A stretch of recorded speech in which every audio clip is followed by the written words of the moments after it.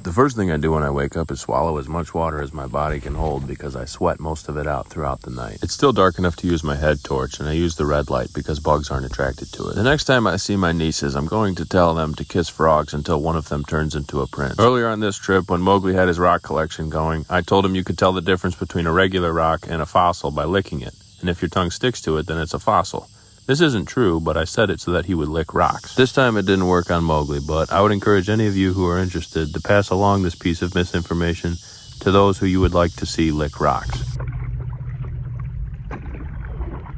The speed of this current has left us nothing to complain about. We move right along, and in the heat of the day, it's nice to have that little breeze as we move. We stopped in the late morning for a swim break and to eat a snack under the shade of some sycamore trees on a sandbar. We saw some interesting tracks, this one where a bird picked up its lunch, and I continued feeding my recently unending appetite for carrots. Not long after we were back on the channel, there were two northbound barges, one closely following the other, and another full-size southbounder passing the two of them. I used both hands to paddle so that we wouldn't capsize while hitting some of that hellacious wake, so I didn't get any footage until we were already through it. Smoke, coming from the Louisiana side of the river, filled the air on our final approach to Vicksburg. Rice farmers were burning their fields after the harvest. They do this to clear out all the stubble, and they replant with airplanes.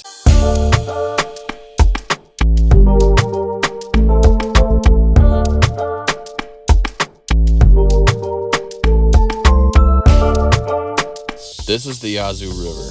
Here in Vicksburg, it empties into the Mississippi.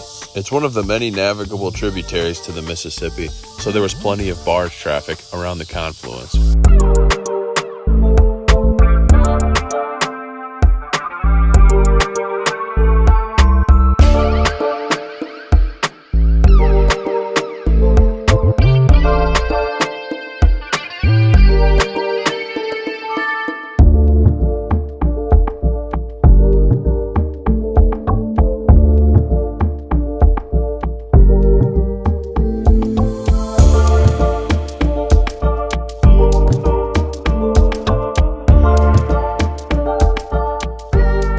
We figured the Yazoo River would have a prohibitively strong current, and we wouldn't be able to paddle up it to get to the downtown waterfront section, so we beached and tied the Mary Lou on this strip of sand behind a barge company. We went over the levee and noticed that we were inside of a fence.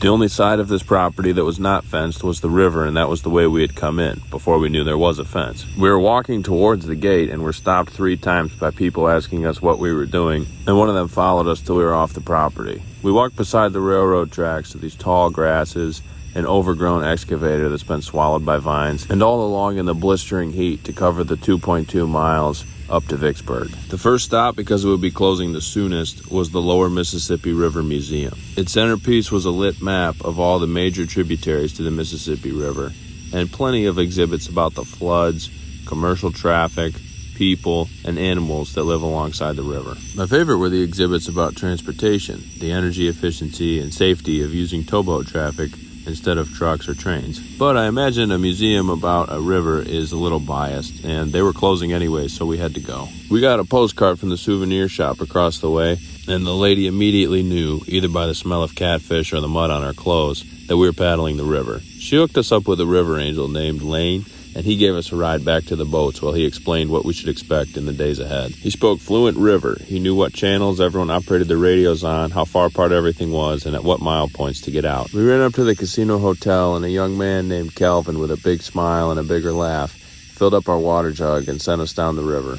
Mowgli and I do not speak fluent river. There's a lot about this environment that we're still learning. Mowgli called a friend, an older man who paddled this river a long time ago, and told him about our day. He asked why we didn't go up the Yazoo, and Mowgli told him it was because we assumed the current would be too strong. Yep, that's right, Dumb and Dumber, he said when Mowgli told him that we had walked 2 miles on railroad tracks in the suffocating heat instead of taking the easy 1-mile paddle up the Yazoo. The good news is you can learn from your mistakes. You don't have to kiss frogs, lick rocks, and walk railroad tracks your whole life. Although there'll always be days like today where you have those opportunities. Today was full of opportunities.